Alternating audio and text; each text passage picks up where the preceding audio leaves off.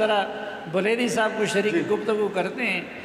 اب زمام کار آپ لوگوں کے ہاتھ میں تما دیا گیا ہے کہ فیڈریشن اور بلوچستان کے اس مسئلے کو حل کریں، تو کیا کر رہی ہے آپ کی حکومت بلوچستان کی محرومیوں کو دور کرنے کے لیے اور ایک وائبل فیڈریشن بنانے کے لیے؟ صافی صاحب 1947 کو جب پارٹیشن ہوئی اس وقت بلوچستان کے 4 اسٹیٹ تھے، جس میں کلات، مکران، خاران اور لسبیلا.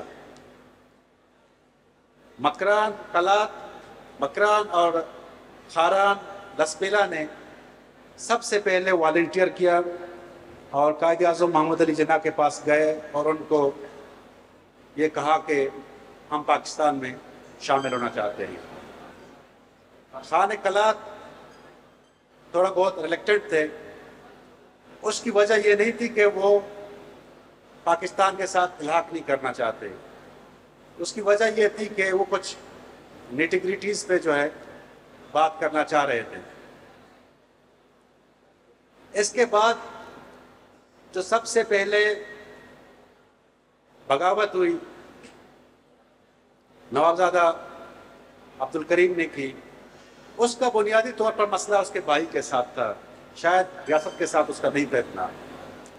لیکن اس کے بعد جو ایک بیانیہ بنایا گیا اور ہسٹوریکل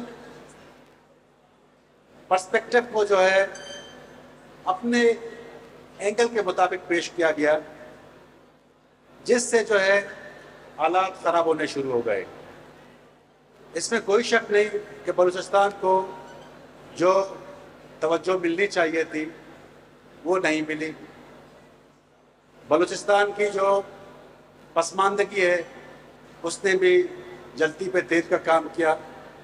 لیکن جو سب سے بڑا مسئلہ سیاسی بیانیے کا تھا، البتہ ریاست نے اور بلوچستان کے جو ہمارے اکابرین تھے انہوں نے بھی کوشش کی کہ معاملے کو جو ہے افہام و تفہیم کے ساتھ حل کیا جائے اور چیزوں کو جو ہے ایمیکیبلی ایڈریس کیا جائے. لیکن بدقسمتی سے وہ نہیں ہوئی. اس میں کافی لوگوں کا اچھا کردار رہا ہے. تو میری رائے یہ ہے کہ بلوچستان کے مسئلے کا حل افہام و تفہیم کے ساتھ، مذاکرات کے ساتھ، ریکنسولیشن کے ساتھ، اور جو غلطیاں ریاست کے ساتھ ہوئی ہیں. لیکن سوال یہ کہ وہ افہام و تفہیم کس کے درمیان اور کس طریقے سے ہو، تو شاید رند صاحب آپ نے بطور صحافی بھی دیکھا ہے بلوچستان اور فیڈریشن کے مسائل کو، اور اب ایک اور جگہ سے آپ دیکھ رہے ہیں. آپ کیا سمجھتے ہیں کہ یہ مسئلہ حل ہونے کی بجائے روز بروز گمبھیر کیوں ہوتا جا رہا ہے؟ صافی صاحب، مسئلہ اگر میں بات کرتا ہوں جو آج کا ٹاپک تھا، اس ٹاپک کو دیکھتے ہوئے آج ہمارا یہ پینل بھی اس ٹاپک کے قریب بات نہیں کرتا. یہ ایک کنفیوژن ہے، اور یہی کنفیوژن جو ہے بلوچستان کے حوالے سے ڈے 1 سے نظر آتی ہے. ہم نیشنل ایکشن پلان کی بات کرتے ہیں، کانسٹیٹیوشن آف پاکستان کے بعد اس چیز نے آپ کے پولیٹیکل اسٹیک ہولڈرز کو اکٹھا کیا.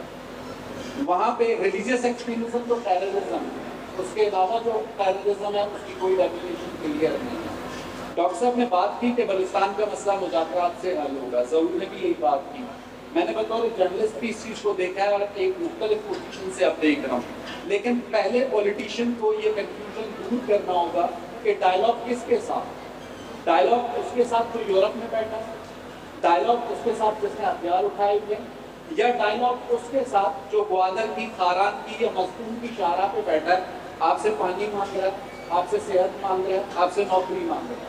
جب تک پولیٹیکل لوگ اونرشپ لے کے چیزوں کو ریزالو کے لیے آگے نہیں بڑھیں گے، چاہے وہ پروونشل لیڈرشپ ہو چاہے وہ فیڈرل لیول کی. ضرور نے بھی پسماندگیوں کی بات کی، ڈاکٹر صاحب نے بھی بات کی. میرا شروع سے یہ ماننا ہے کہ ہم اپنی آدھی کہانی یعنی آدھا سچ سناتے ہیں. ڈاکٹر صاحب نے ذکر کیا سی ایم صاحب کے بینکر کے گیس نہ ہونے کا. میں آپ سے بھی ریکویسٹ کروں گا اور ڈاکٹر صاحب سے بھی ریکویسٹ کروں گا کہ یہ قصہ سی ایم سے ضرور سنیں کہ ان کے والد کا اور نواب بھٹی کا پہلا اختلاف کس بات پہ ہوا. یہ بتانے کی ضرورت ہے لوگوں کو، ہم نہیں بتاتے ہیں۔ الیکشنز کی بات زیارتوال صاحب نے کی، موجودہ حالیہ ڈاکٹر صاحب نے بھی تنقید کی۔ 2013 کا وہ الیکشن ٹھیک تھا جب رحیم مندوخیل صاحب کوئٹہ چاغی کی سیٹ پہ جیتے تھے۔ الیکشن تو 70s کے بعد آج تک ٹھیک نہیں ہوا۔ مجھے صرف آج میر آصف خان بزنجو کے وہ جملے یاد آتے ہیں جب 18th امنڈمنٹ کا ڈرافٹ کمپلیٹ ہوا۔ میر صاحب کو میں نے بطور جرنلسٹ فون کر کے پوچھا کہ ہمیں کیا مل رہا ہے، انہوں نے کہا جو میں اور تم آئین اور قانون کے نیچے مانگ رہے ہیں وہ سب کچھ مل رہا ہے۔ اس کے بعد جو رسپانسبلٹی ہماری زرغون روڈ کی گورنمنٹ کی تھی، ڈاکٹر صاحب اس کا حصہ رہ چکے ہیں، زیارتوال صاحب اس کا حصہ رہ چکے ہیں، ثنا صاحب گزشتہ 16 مہینے بلا شرکت غیرے اس کا حصہ رہ چکے ہیں، ظہور آج اس کا حصہ ہے۔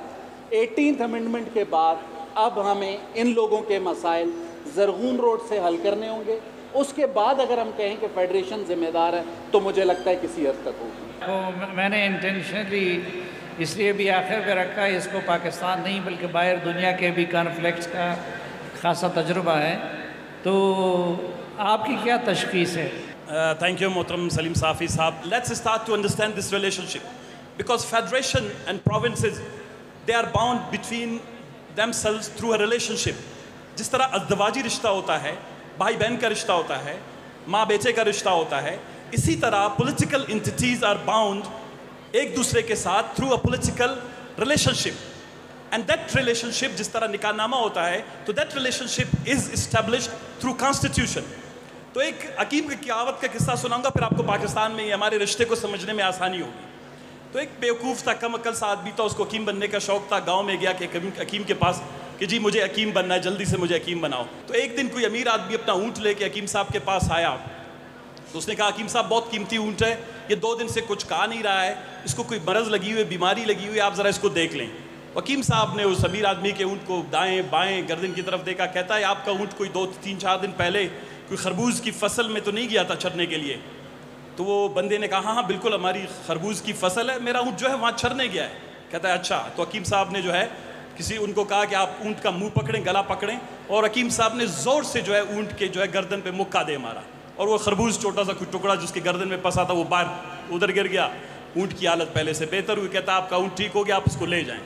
تو یہ جو بیوقوف حکیم جو کم عقل بندہ تھا، شخص تھا، اس نے حکیم بننا تھا، تو اس نے کہا یار ساری حکمت مکے میں ہے، کوئی حکمت نہیں ہے، کوئی حکیمی شکیمی نہیں ہے۔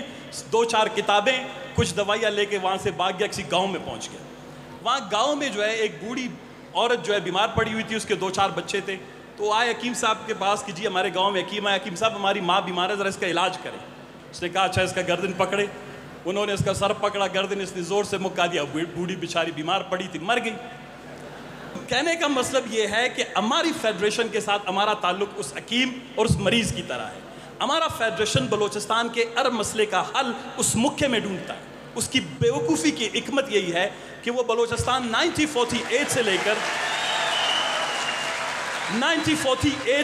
کر اس نے 1948 پہ پہلا مکہ مارا، اور بتدریج without going through this book جو حکمت کی کتاب ہے، جو کانسٹیٹیوشن ہے، it has been constructed, composed, developed, architect وہ کیا کہتے ہیں کہ between the federating units, nations، کہ جی ہم نے جو ہے اس رشتے کو جو ہے آنے والے دنوں میں اس توسط سے باہر درکھنا ہے۔ اور فیڈریشن کے میں بھی آپ کو پرنسپلز بتاتا ہوں۔ دیکھیں فیڈریشن جو ہے وہ 4 بیسک اصولوں پہ قائم ہے۔ اس میں پہلا اصول یہ ہے کہ اس کے اندر جو ڈسٹریبیوشن آف پاور ہے وہ سینٹرل گورنمنٹ کے درمیان اور ریجنل جو پروونسز کے درمیان ہے، یعنی سینٹرل اتھارٹی ہوتی ہے لیکن ریجنل اٹونومی ہوتی ہے۔ ان لفظوں کو بڑا غور سے سنیں۔ اس کے بعد دوسرا جو امپورٹنٹ اس کا جو پرنسپل ہے کہ کوئی بھی فیڈریشن وہ یونٹی اور ڈائیورسٹی کو پروموٹ کرتا ہے۔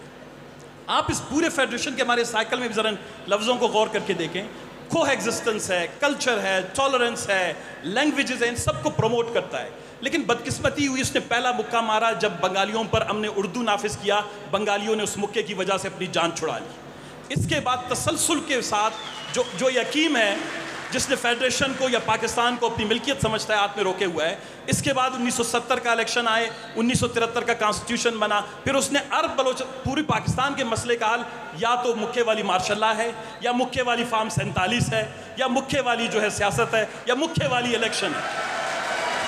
اور پاکستان میں 15,000 میگا واٹ بجلی پیدا اضافی ہو رہی ہے، لیکن بلوچستان کو 800 میگا واٹ بجلی نہیں مل رہی۔ بلوچستان کو یہ جو تکلیف ہے بلوچستان کی, we have to understand there are genuine grievances. It goes beyond the local government, it goes beyond the provincial government, it goes beyond the election commission.